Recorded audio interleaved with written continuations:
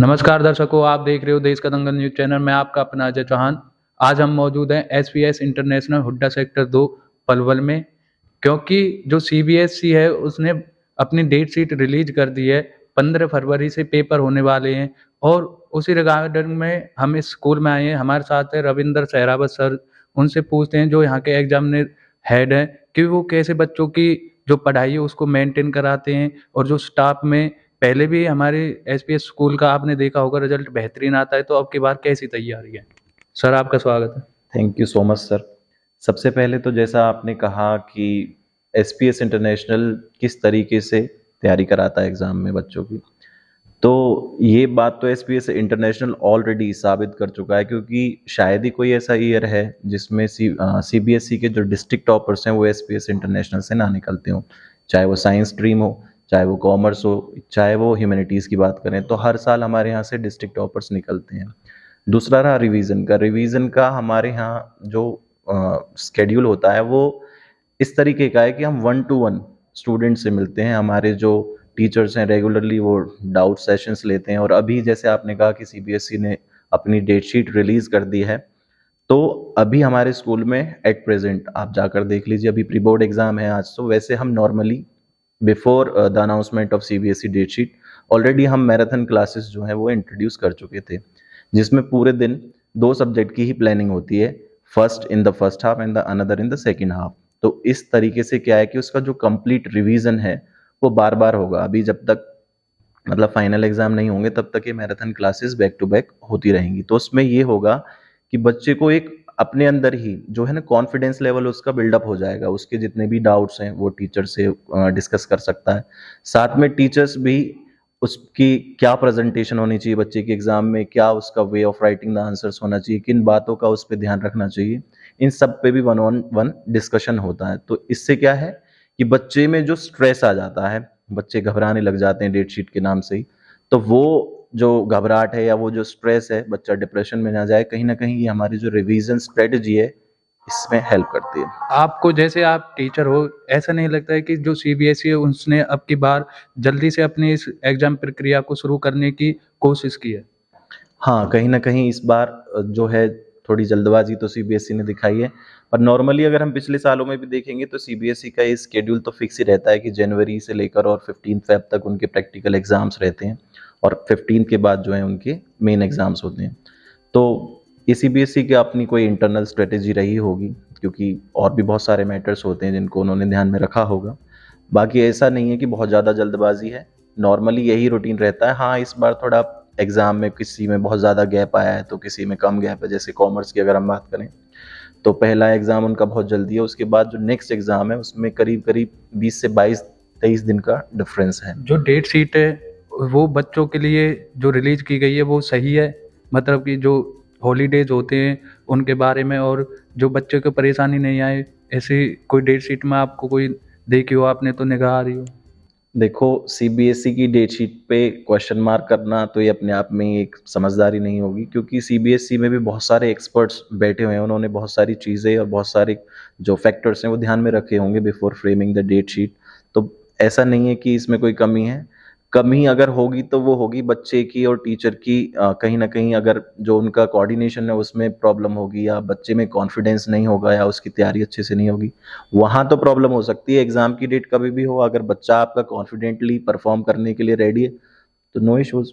तो हम ये माने कि जो एसपीएस के स्टूडेंट है वो रेडी हैं फिलहाल डेट शीट को लेकर? बिल्कुल, डेफ़िनिटली। अभी हम बिल्कुल, मैं ये तो नहीं कहूँगा कि बहुत ज़्यादा रेडी हैं।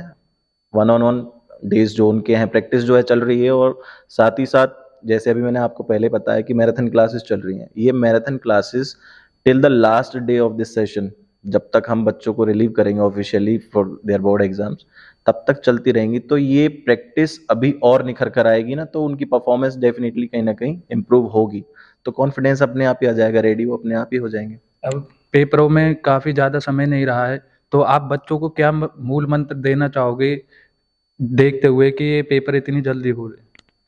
देखो, इसमें मूल मंत्र तो क्या ही है, नॉर्मल सी ये बातें हैं कि एक तो अपना proper time schedule, time table बहुत ज़रूरी है किसी भी बच्चे के लिए। उसकी अपनी खुद की एक स्टडी टेबल होनी चाहिए, जिस पर उस टाइम टेबल के अकॉर्डिंग वो पूरी सिटिंग दे, चाहे वो स्कूल में है, चाहे वो घर पर है। स्कूल में तो ऑलरेडी हमारे पास टाइम टेबल है जो फॉलो होता है। दूसरा, जो भी उसके डाउट्स हैं, जब भी वो सेल्फ स्टडी कर रहा होगा, तो जो भी उसके डाउट्स हैं वो वन ऑन वन उसमें राइट कर ले अपनी जो भी उसकी नोटबुक होगी, और वही अगर डाउट्स हैं तो नेक्स्ट डे जब कभी भी उसे टाइम मिले, इवन हमारे टीचर्स जो हैं वो फ़ोन कॉल्स पर, व्हाट्सएप पर भी एक्टिव रहते हैं, तो वो डाउट्स शेयर करें रेगुलर, ताकि उन्हें और कॉन्फिडेंस आए, उन्हें और मज़ा आए पढ़ाई करने में। क्योंकि अगर उसका डाउट होगा तो कहीं न कहीं उसको वो डिमोरलाइज़ हो जाता है, डिमोटिवेट हो जाता है। कि जैसे अगर आप मान लो प्रैक्टिकली अगर आप देखो, आप मैथ्स के सम कर रहे हो, एक सम का आंसर अगर आपसे नहीं निकल रहा है या गलत हो गया, तो आपका कहीं न कहीं कॉन्फिडेंस जो है वो डाउन हो जाएगा और अगले सम करने का मन नहीं करेगा। तो ऐसे होगा, बट हमें ये नहीं करना, हमें जो भी डाउट्स हैं वो नोट करें, वो नेक्स्ट डे आकर टीचर से जो है डिस्कस करें। दूसरा, इसमें थोड़ा बहुत जैसे हम ध्यान करते हैं, ठीक है जी, उसके लिए मेडिटेशन बहुत ज़रूरी है, उससे भी हमारा जो कंसंट्रेशन लेवल बढ़ता है। रीडिंग कर लें, बैलेंस्ड डाइट लें, तो इन सब चीज़ों पर अगर हम ध्यान रखेंगे तो कहीं न कहीं जो ये स्ट्रेस या जो एग्ज़ाम फ़ोबिया के नाम से हम कह सकते हैं, ये नहीं होगा बच्चों के मैं अंदर। भी आपसे यही पूछना चाह रहा था कि जो डेट शीट को देखकर बच्चे के अंदर एक अलग प्रेशर आ जाता है कि पेपर हमारे आने वाले हैं, तो उस प्रेशर को कैसे अवॉइड करें? इस प्रेशर में जैसे मैंने अभी कहा कि एक तो अपना जो टाइम टेबल है, दूसरा अपना जो भी, कई बार ऐसा हो जाता है कि कुछ टॉपिक किसी सब्जेक्ट में बहुत ज़्यादा स्ट्रांगली बच्चे ने प्रिपेयर कर लिए हैं, लेकिन कहीं न कहीं उसे अभी किसी न किसी टॉपिक पर और काम करने की ज़रूरत है। तो बजाय कि जो उसके टॉपिक बहुत ज़्यादा स्ट्रांग हो चुके हैं, उनको अभी होल्ड पर करके जिन टॉपिक्स में उनको अभी इतना कॉन्फिडेंस नहीं है, उस पे ज़्यादा काम करेंगे, तो ओवरऑल ही उसका पूरा जो सब्जेक्ट है वो रेडी हो जाएगा, और वो एग्ज़ाम के लिए एक अलग ही कॉन्फिडेंस के साथ सेंटर पर जाएगा। और इसमें जो हमारे पेरेंट्स हैं, मैं उनसे भी रिक्वेस्ट करूँगा आपके माध्यम से कि वो भी बच्चों को एक एक्स्ट्रा सपोर्ट इस टाइम दें। उनमें मतलब अभी से उनका टारगेट सेट ना कर दें कि तेरे को इतने परसेंट मार्क्स लेने ही हैं, तेरा ये रिज़ल्ट आना चाहिए, नो। क्योंकि हर बच्चे का लेवल सेम नहीं होता, हर बच्चा जो है वो टॉपर बनने के लिए नहीं है। कोई किसी चीज़ में अच्छा है, कोई किसी चीज़ में अच्छा है। हमारे यहाँ मैं देखता हूँ जैसे हर साल कई बच्चों के कुछ सब्जेक्ट्स में बहुत 100% मार्क्स भी आ जाते हैं, लेकिन दूसरे सब्जेक्ट में कहीं न कहीं उनके कम रह जाते हैं। तो इसका मतलब यही कि हर बच्चा जो है ना ऑल-राउंडर नहीं होता। तो अगर हम पेरेंट्स से हम बात करते हैं कि अगर वो मतलब एक टारगेट सेट कर दिया, भई तुझे इतने परसेंट ही लाने हैं, तो वो एग्ज़ाम फ़ोबिया उनके अंदर क्रिएट हो सकता है, तो वो डर जगह बनाएगा। लेकिन इस समय पे पेरेंट्स को भी उन्हें एक अलग से एक सपोर्ट देना चाहिए मेरे हिसाब से। आप एसपीएस स्कूल के एग्जामिनर स्ट्रेटेजिक भी है, और मतलब कि मैं आपसे पूछना चाहूँगा कि क्या अब की बार एसपीएस इंटरनेशनल स्कूल फिर से अपना परचम लहराएगा पलवल में? डेफ़िनेटली देखो, लास्ट ईयर भी अगर मैं बात करूँ तो हमारे जो कॉमर्स डिपार्टमेंट में ही डिस्ट्रिक्ट में फर्स्ट, सेकंड, थर्ड और फोर्थ पोजीशन कॉमर्स डिपार्टमेंट की ही रही है, और 98% के साथ जो हमारी टॉपर थी इशिता गोयल, उसने जो है फर्स्ट पोजीशन ली। दूसरा, अगर मैं नॉन मेडिकल की बात करूँ तो उसमें भी हम जो है प्रीति बेटी थी वो फर्स्ट रही है पूरे डिस्ट्रिक्ट में, और नॉन मेडिकल में भी हम जो है सेकंड पोजीशन पे रहे हैं। तो रिजल्ट तो हमारे हमेशा से ही रहते हैं, और मैं इस ऐसी आशा करता हूँ इस साल भी हमारे रिजल्ट्स अच्छे ही होंगे। धन्यवाद सर, अपनी ये जानकारी देने के लिए और बच्चों का जो डर है उसे कम करने के लिए। Thank you so much. तो आपने देखा हमारे साथ मौजूद थे रविंद्र सहरावत सर, जिन्होंने बखूबी बताया कि बच्चों को डरने की कोई बात नहीं है, क्योंकि एग्ज़ाम जब उन्होंने पूरे वर्ष तैयारी की है तो एग्ज़ाम तो होने जायज़ है। ये जल्दी कह सकते हैं हम कि थोड़ी जल्दी की है सीबीएसई ने, लेकिन उन्होंने कहा है एक शेड्यूल भी सीबीएसई का बना हुआ है कि जनवरी के बाद कभी भी वो अपने एग्ज़ाम कराता ही है। तो बच्चों को उन्होंने अच्छा मूल मंत्र दिया, मेडिटेशन करें और जो टॉपिक वीक है उनको अपने को परफेक्ट करे। तो आप देखते रहिए देश का दंगल न्यूज़ चैनल, कैमरामैन करण के